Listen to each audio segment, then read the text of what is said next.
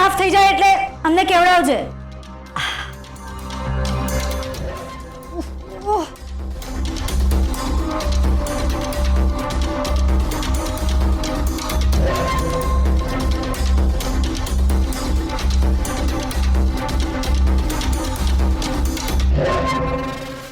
વેદિકા ભાભી આવી ગયા તમારા મમ્મીના ઘરેથી? આ શું થયું છે? તમારી કમર રહી ગઈ છે? તમારા મમ્મીએ બહુ કામ કરાવ્યું લાગે છે. મારા મમ્મીને આરામથી આરામથી. એક દિવસ ગુસ્સો કર્યા વગર બોલશો ને તો ચાલશે. અમારા મમ્મી અમને કોઈ જ કામ નથી કરવા દેતા, સમજી? અને રાણીની જેમ રાખે છે. અને આ જે કંઈ પણ થયું છે ને એ તારા લીધે થયું છે, એટલે મારા મમ્મીને વચ્ચે ના લાવીશ. બોલો, તમારી લાઈફમાં જે કંઈ થાય છે બધું મારા લીધે જ થાય છે એમ? બહુ ભોળી બનવાનો પ્રયત્ન ના કરીશ.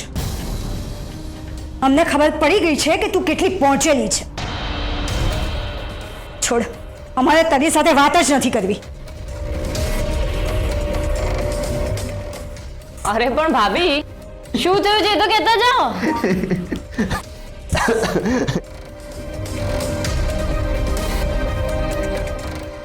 વેદિકા ભાભી, બહુ દુખે છે? અરે તમારા રૂમમાં સાફ સફાઈ ચાલે છે, ઉપર ક્યાં જાઓ છો? અર્જુનભાઈ, બહુ થયું હવે. શું વાત છે? હા, તમે આવ્યા ત્યાંથી અમારી સામે હસી રહ્યા છો?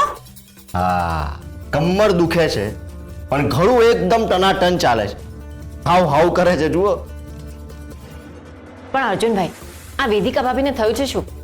પડી ગયા કે શું? અરે ના ના, હમણાં પરમ પૂજ્ય બાએ એમનું વચન પાળ્યું. એટલે એમ કે દિગ્વિજયભાઈને જ્યારે અંગૂઠા પકડાવ્યા હતા ત્યારે એમને અમને વોઇસ નોટ મોકલ્યો હતો, યાદ છે? વેદિકા ભાભી માટે. હા હા, તો બસ આજે જેવા વેદિકા ભાભી એમના પિયરેથી ઘરે આવ્યા, ઉપર બેગ મૂકીને નીચે આવ્યા અને બાએ એમને અંગૂઠા પકડાવીને એમનું સન્માન કર્યું. અચ્છા, એટલે તમે કહેતા હતા કે આ બધું તારા લીધે થયું છે. હવે સમજી. એક મિનિટ ભાભી, આજ પછી માર ખાવાનું નાટક કરતા પહેલા 100 વખત વિચાર કરજો, કારણ કે નાટક તો તમારું સક્સેસફુલ થઈ જશે, પણ પછી જ્યારે તમને ખરેખર મદદની જરૂર હશે ને ત્યારે કોઈ તમારી મદદ કરવા નહીં આવે. રાઈટ, વાઘ આવે રે વાઘ જેવું થશે.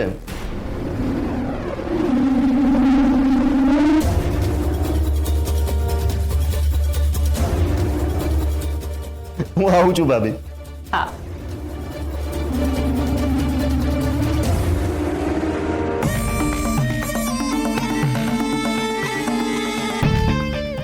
ડિયર દેરાણી, અમે સાંભળ્યું છે કે તમારા મમ્મી આવ્યા છે. હા, કેમ? ના ના, કંઈ નહીં, અમે તો એમ જ પૂછ્યું.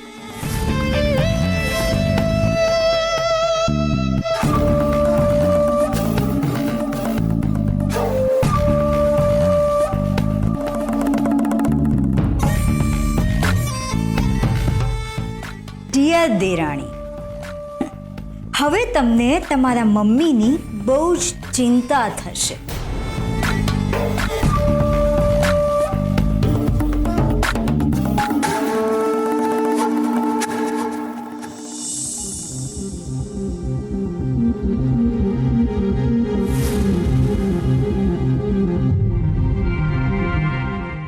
માણસના મનમાં શું ચાલતું હોય છે ને કઈ જ નથી શકાતું. શું? હા, માણસ સાચું બોલે છે કે ખોટું એનું મોઢું જોઈને ખબર જ નથી પડતી. સર, એટલે હું તો તમારી વાત નથી કરી રહી, હું વેદિકા ભાભીની વાત કરી રહી છું. હું હમણાં મમ્મીને મળવા ગઈ હતી ને તો ત્યાં વેદિકા ભાભી પણ આવ્યા અને મમ્મી સાથે મીઠી મીઠી વાતો કરવા લાગ્યા. તમારી તબિયત સાચવજો, દવા સમય પર લેજો, તમને કઈ જરૂર હોય, કઈ ખાવું હોય તો મને કહેજો, હું બનાવી આપીશ. તમારી તબિયતની કાળજી લેજો. હો, આ વેદિકા ભાભી જ્યારે આવું વર્તન કરે છે ને ત્યારે નક્કી એ કોઈ કાવતરું રચવાના હોય ને એવું લાગે છે મને. જો આ વખત એમને મારા કે મારી મમ્મી સાથે કંઈ પણ કર્યું છે ને તો એમને નહીં છોડ. હું એમને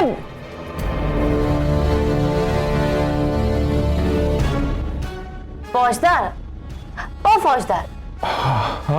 હું જોઈ રહી છું. હમણાં 3-4 દિવસથી તમારું મારા ઉપર ધ્યાન જ નથી હોતું. એવું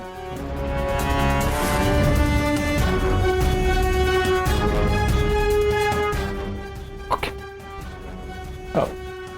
સોરી બોલ શું કહેતી હતી તું?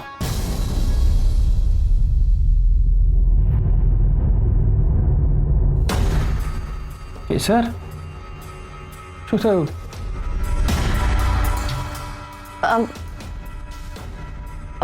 મેંઢળ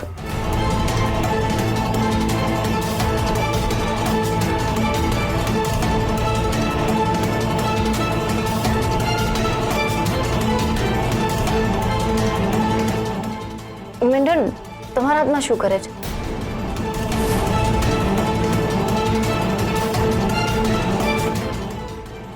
આ તો જ્યારે લગ્ન થાય ત્યારે બાંધે છે ને, તો તમે કેમ અત્યારે બાંધ્યું છે? બોલો. અર્ષદા, અહીંયાથી આપણે અમદાવાદ જવા નીકળ્યા ત્યારે તો તમારા હાથમાં કંઈ નહોતું, અને ત્યાંથી તો તમે સીધા ઇનામદાર સાહેબને મળવા ગયા હતા ને. પરફેક્ટ યાદ કરાવ્યું. મારી ઇનામદાર સાહેબ જોડેની મીટિંગ પૂરી થઈને પછી એમને મને કહ્યું કે તમે મારા ઘરે આવો, મારા ઘરે પૂજા રાખી છે તો પ્રસાદ લઈને જ જજો. તો હું એમના ઘરે ગયો, ત્યાં મહારાજ બધાને આ બાંધતા હતા, તો એમને મને પણ બાંધી દીધું. મેંઢળ? એમના ત્યાં પૂજામાં મેંઢળ બાંધવાનો રિવાજ છે? હા, જો ને કે સર, મને પણ આશ્ચર્ય થયું કે આમ લગ્નમાં બાંધવાનું મીંઢળ આમ પૂજામાં શું લેવા બાંધતા હશે. અને પણ મને આ બધી વસ્તુઓમાં કંઈ બહુ રસ છે નહીં, એટલે હું કંઈ વધારે ડિટેલમાં પડ્યો નહીં. અને પછી મારા સામે કોણ દલીલ કરે કે મારે આ મીંઢળ નથી બાંધવું એનો, તો પછી મેં કંઈ એમને કંઈ કહ્યું નહીં. તમને પ્રસાદ માટે ઘરે લઈ ગયા હતા ને, તો પ્રસાદ ક્યાં છે? પ્રસાદ તો કેસર હું ત્યાં જ ખાઈ ગયો. હા, તમને ભૂખ પણ લાગી હતી ને? એક્ઝેક્ટલી. અને કેસર, તને ખબર છે પ્રસાદમાં શું હતું? શીરો. સોરી, હું તારા માટે શીરો ના લાવ્યો, ભૂલી ગયો. એકચ્યુઅલી ભૂલ મારી જ છે. મારે જ એમને કહેવું જોઈતું હતું કે મારી વાઈફ પણ મારી સાથે આવી છે અને એને ગળ્યું બહુ ભાવે છે, તો તમે થોડોક શીરો પેક કરી આપો. સોરી.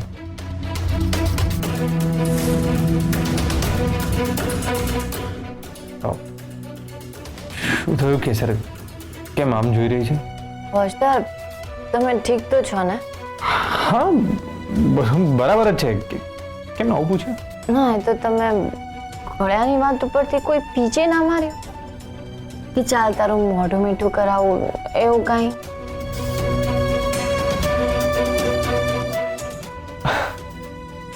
તો કેસર, એ તો હું હમણાં પણ કરી શકું.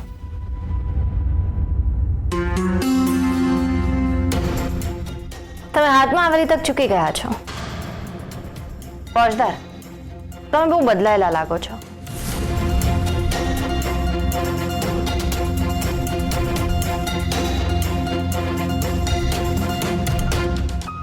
તમારા મનમાં કંઈક ચાલી રહ્યું હોય એવું લાગે છે.